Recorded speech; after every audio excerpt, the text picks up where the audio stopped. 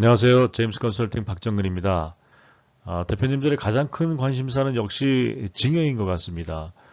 부동산 등 개인 자산이든 법인의 비상장 주식이든 당면하고 있는 절세의 핵심은 증여세 문제가 아닐까 합니다. 그렇다면 당연히 안전한 증여 설계와 절세 설계가 필요할 테고요. 어떻게 해야 되는지 한번 핵심 내용을 정리하면서 같이 한번 알아보겠습니다. 조세 심판의 분쟁의 주요 사례를 보면 증여에 관련된 내용들이 굉장히 많습니다. 증여세를 뭐 미신고했다든지 과소신고했다든지 저가 고가 양도를 통해서 증여 의제를 받았다든지 또 특수관계인 또 특수관계 법인과의 거래를 통해서 증여 의제된 사례 또 그렇게 하다 보니까 미신고 과소신고 부정신고 이래서 어, 가산세 폭탄 40%까지의 가산세 폭탄, 납부지연세 뭐 이런 게 부정신고에 따른 가산세는 40%니까요. 이런 게 좀 너무 많다, 부당하다, 억울하다, 그래서 생긴 또 분쟁까지 이 증여에 관련된 내용들이 굉장히 많고 또 거의 승소하지 못하고 있습니다. 좀 보기에도 분쟁 사례를 보면 좀 무모하다 싶은 정도의 사례들이 굉장히 많은데요. 좀 꼼꼼하게 살펴보고 안전하게 실행할 필요가 있겠다는 생각이 듭니다. 네, 그럼 먼저 처음으로 볼 내용은 증여세 과세 대상하고 납부 의무자입니다. 뭐 다 아실 것 같지만 미묘한 미세하게 다른 내용도 좀 있습니다. 이 증여는 수증자가 증여의 현재 거주자인지 비거주자인지에 따라서 범위나 납세 의무자가 달라집니다. 예를 들어서 그 증여를 받는 수증자가 거주자다. 그럼 뭐 그 재산이 국내에 있든 해외에 있든 무조건 납부 의무자는 수증자가 되는 거고요. 비거주자다. 만약에 이제 그 증여를 받는 자녀분이 미국에 있다. 그건 비거주자지 않습니까? 그런 경우에 만약에 미국에 있는 재산을 증여받았다. 미국에 있는 아들이 미국에 있는 재산을 한국에 있는 아버지로부터 증여를 받았다. 그런 경우에는 한국에 있는 아버지가 납세 의무자가 되는 겁니다. 거주자와 비거주자에 대한 판단은 국내 주소를 183일 이상 거소를 둔 사람, 그러니까 6개월을 초과하는 거죠. 1년의 절반을 초과하는 이상 국내에 거소 주소를 두거나 거소를 둔 사람을 거주자라고 봅니다. 네, 증여세 연대 납부 의무입니다. 증여세는 증여를 받은 사람이 내는 게 원칙이죠. 그렇지만 만약에 아래의 경우라면 증여한 한 사람도 연대 납부할 의무가 있다. 그러니까 아버님이 증여를 하시고 자녀가 받았는데 그러면 자녀가 당연히 그 증여세를 납부해야 되지만 아래의 경우에는 아버지도 증여세 납부에 대한 연대 납세 의무가 있다. 어떤 경우냐? 수증자의 주소 거주가 불분명한 경우, 그래서 조세채권의 확보가 곤란한 경우, 또 증여세를 납부할 능력이 없다고 인정되는 경우, 그 다음에 강제징수를 해도 조세채권의 확보가 곤란하다고 보는 경우, 또 수증자가 비거주자 미국에 있는 경우, 수증자가 만약에 비거주자다 그러면은 그 증여세를 받을 방법이 좀 막막하지 않습니까? 이런 경우에는 증여자도 연대 납부할 의무가 있다. 만약에 이렇게 해서 수증자가 비거주자인 경우에 미국에 있는 경우에는 아버지가 증여세를 대신 납부할 수 있고요. 그런 경우에는 대신 납부해도 그 납부하는 그 증여세에 대해서 원래는 또 추가 증여세가 발생하지 않습니까? 그러나 이런 경우에는 아버지가 대신 납부해도 추가 증여세는 발생하지 않습니다. 그러니까 이것도 증여세를 아낄 수 있는 팁이라고 볼 수도 있습니다. 네, 증여재산을 합산할 때 10년 동안 받은 동인이로부터 받은 증여재산 계획이 1,000만 원 이상인 경우에는 그 금액을 10년 동안은 전체 증여받은 금액을 합산해서 증여공제를 적용하고요. 만약에 그 직계 존속인 경우에는 동일인이라도 그러니까 엄마 따로 아빠 따로가 아니라 직계 존속인 경우에는 그 직계 존속의 배우자를 포함한다. 그러니까 부모님을 같이 본다 그런 얘기는 합산해서 보고 여기 뭐 예를 참고를 한번 보시고요. 여기도 아버지 따로 어머니 따로 증여를 1,000만 원, 5천만 원 이렇게 했지만 그건 합산해서 6천만 원으로 본다 그런 뜻이고요. 여기 조부 있지 않습니까? 할아버지한테 1억 받은 건 별도 계산입니다. 근데 만약에 할머니한테도 받은 게 있다 그러면 그거는 이제 할아버지하고 할머니를 합쳐서 계산을 하는 거고요. 또 합산배제하는 증여재산의 대표적인 게 창업자금 증여특례, 그 다음에 가업승계 주식에 대한 그 증여특례가 있죠.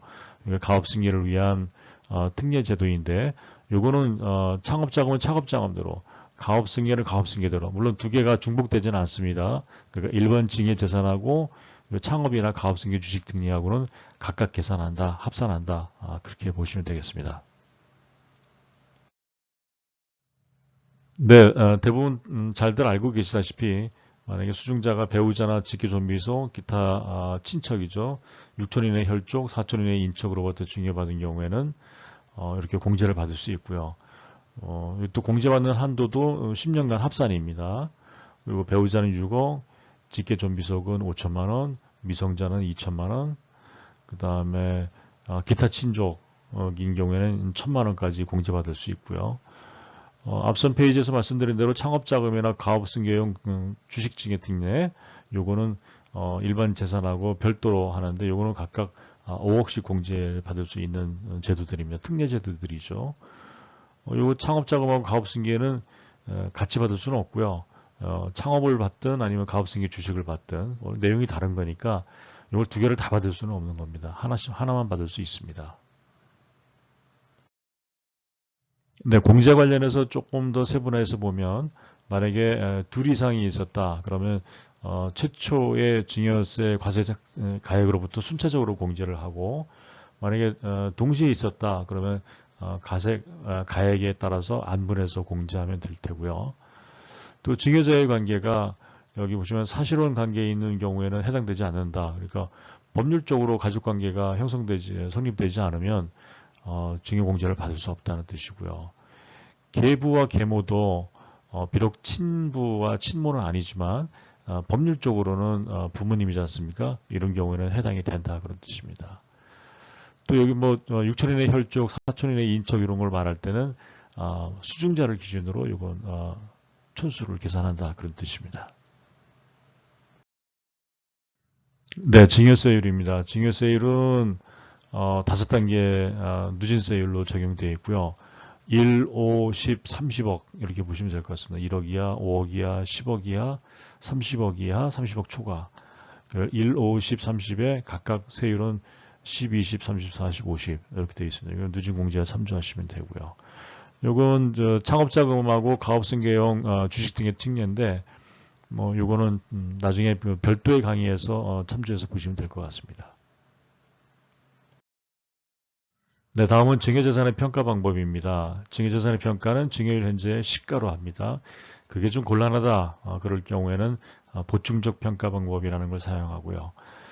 증여재산에서 만약에 시가란 통상적으로 성립되고 인정되는 가액으로서 증여일 전 6개월, 후 3개월, 증여일을 기준으로 해서 그 전에 6개월, 앞으로 3개월, 그러니까 증여세 신고 기한이죠. 3개월 이내, 그러니까 전체 9개월 이내에 만약에 공신력 있는 가격이 있다. 그러면 그 가격을 그 가액을 포함한다. 그런 얘기입니다.